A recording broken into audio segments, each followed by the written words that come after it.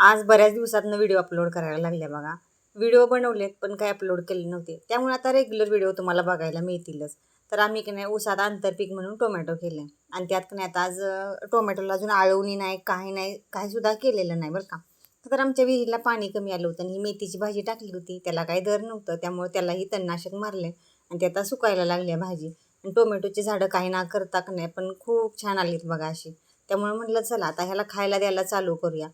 पाणी तर कमी आलंयच. कशी तरी अर्धा तास मोटर चालते बघा. तेवढ्या वेळेत ह्याला नाही थोडा वेळ पाणी चालवायचं आणि मग ड्रिपनं औषधं सोडायची.